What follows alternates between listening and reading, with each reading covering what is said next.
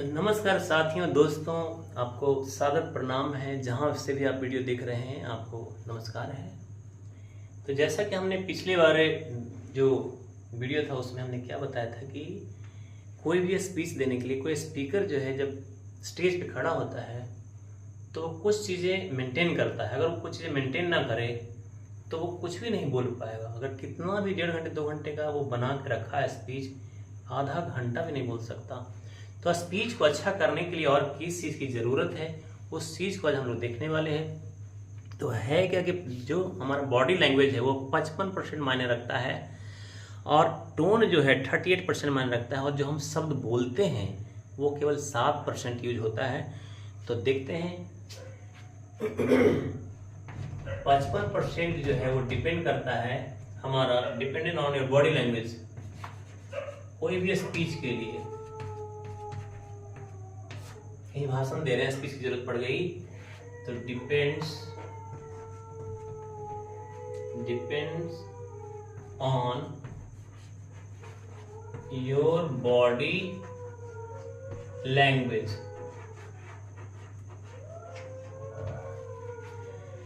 38% क्या होता है? टोनलिटी, कौन से टोन में आप बात करते हैं वो भी जरूरी है।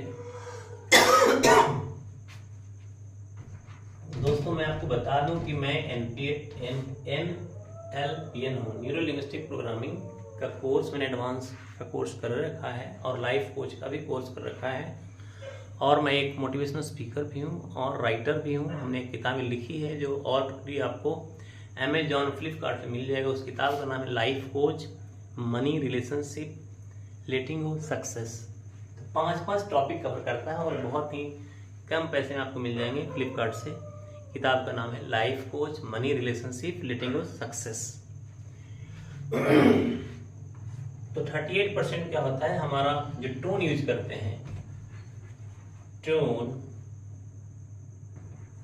Of voice. जो भी वॉइस आप देते हैं उसमें टोन जरूर आता है। गांव का टोन है, शहर का टोन है, उसी तरीके से वो स्पीच का टोन होगा बोलने का। और 7% जो है वो केवल शब्द यूज करेंगे।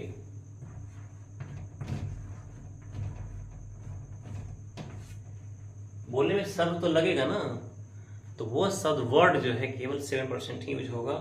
तो हमें क्या करनी है दोस्तों कि ये 55% है उसकी मास्टरी करनी है। We need to be mastered. We need to be master of 55%। Means body language पे काम करने की जरूरत है। बॉडी लैंग्वेज,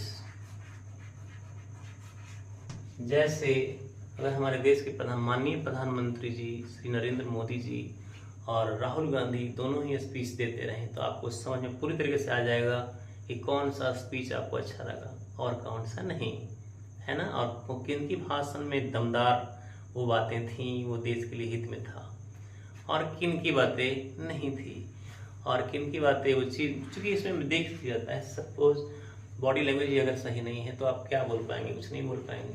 तो 38% फिर आता है आपका कौन से टोन में बातें करते हैं। आप देखते हैं जैसे मोदी जी अगर गुजरात में हो तो केम छो बोलते हैं, बिहार में हो तो नमस्ते करते हैं, हाँ, कहीं और हो विदेश में हो तो वहाँ पे इस तरीके से कहीं भी वो यूज करते हैं। तो वो शब्द को मास्टर 7% शब्द यूज करते हैं, लेकिन 38% क्या टोन यूज करते हैं। अपने वॉइस में वो टोन जोड़ते हैं, ऐड करते हैं, और 55% तो बॉडी लैंग्वेज उनका काम करता ही है प्रॉपर तरीके से, तभी तो पूरी दुनिया पर राज करते हैं। इवन ट्रम्प को भी हिला के रखते हैं। ऐसा नहीं कर सकते कि उनको हिला देते हैं, बट चूंकि अपने शर्तों पे रहते हैं, अपने कंडीशन पे रहते हैं, और इंडिया का स्टैंड भी वो जरूरी है उस पे रहना। और मैं समझता हूँ कि अगर दूसरा कोई प्रधानमंत्री होता तो वो इस तरीके से नहीं झेल पाते, अमेरिका को पीछे नहीं कर पाते। अमेरिका को झुकना ही पड़ा ना टैरिफ के मामले में। जो भी है 50% लादा तो हम बिजनेस ही मोदी जी ने चेंज कर दिया, चल आजा। तो सब में ये दम नहीं होता।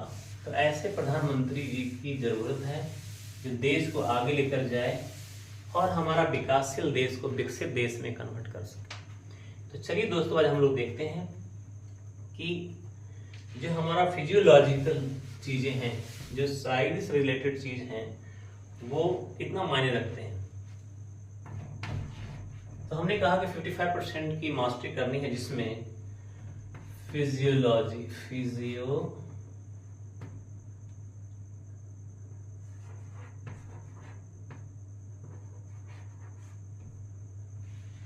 यानी इसमें स्पाइन जो होगा, रीढ़ की हड्डी जो है जिसको बोलते हैं, स्पाइन जो है वो सीधी रखनी पड़ेगी और राइट पोजीशन पे रहेंगे, राइट पोजीशन पे रहेंगे।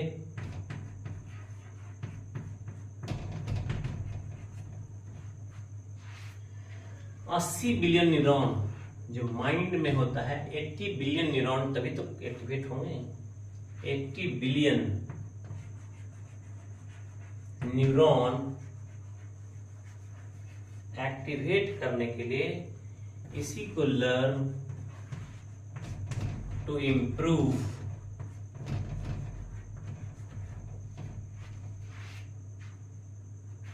इसको इम्प्रूव करने के लिए अपने स्पाइन को सीधा स्ट्रेट रखना पड़ेगा।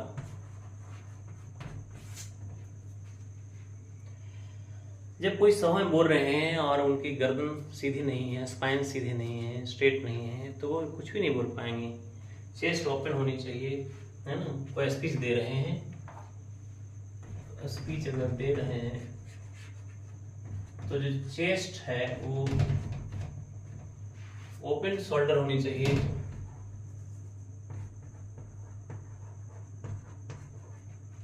ओपन शोल्डर होनी चाहिए। नेक और गर्दन सीधी होनी चाहिए। पहला तो स्पाइन सीधी होनी चाहिए, पहला पॉइंट हो गया।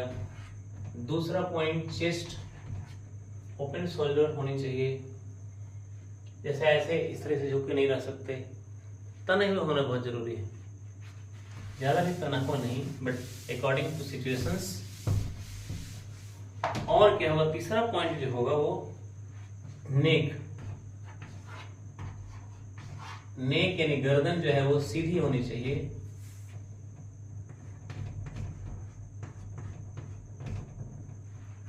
टिल्टेड होनी चाहिए।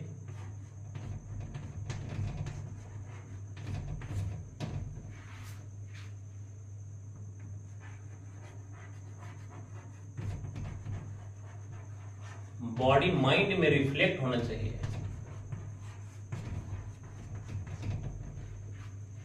फोरहेड स्टेबल होनी चाहिए।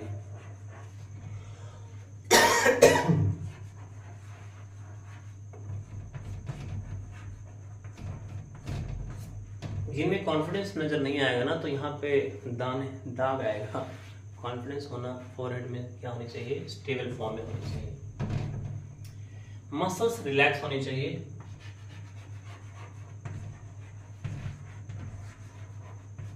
रिलैक्स फॉर्म में रहनी चाहिए।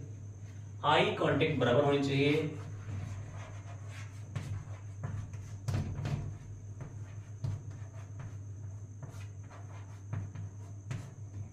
आई कांटेक्ट बराबर होनी चाहिए। जैसे आपको पता होना चाहिए कब हटाना है, कब ऐड करना है, कब रखनी है, कब छुड़ाना है। स्माइल बनाए रखना पड़ेगा। पूरी कम्युनिकेशन में स्माइल को मेंटेन करना रखना पड़ेगा। बॉडी लैंग्वेज की एरिया है, बॉडी लैंग्वेज की ये सब क्या है, की एरिया है। स्पाइन सीधी, गर्दन सीधी, नेक सीधी, बॉडी लैंग्वेज माइंड में रिफ्लेक्ट होना चाहिए। फोरहेड स्टेबल होना चाहिए। मसल्स रिलैक्स होनी चाहिए। आई टू आई कांटेक्ट बराबर होनी चाहिए। कितना भी कुछ हो, आई टू आई कांटेक्ट दे दिया तो सामने वाले को तो झुकना ही पड़ेगा। तो आई टू आई कांटेक्ट का बहुत ही इंपॉर्टेंस है। इस प्रकार से आज हमने देखा कि कैसे एक स्पीच जो है बहुत माने अच्छे शब्दों में बहुत अच्छे तरीके से हम दे सकते हैं, जहाँ पे बॉडी लैंग्वेज का एरिया जो स्पाइन है, चेस्ट है, नेक है, गर्दन है, फोरहेड है, नेक है। डर नहीं आनी चाहिए, स्माइल चेहरे पे होनी चाहिए। डर का तनिक भी सिकन आनी नहीं चाहिए। तो चलिए दोस्तों, बहुत अच्छा लगा आपसे मिलके, आपसे बातें करके बहुत अच्छा लगा। और बने रहिए ऐसे ही, कुछ न कुछ सीखते रहिए और सब्सक्राइब और शेयर करना ना भूलिए। थैंक यू दोस्तों।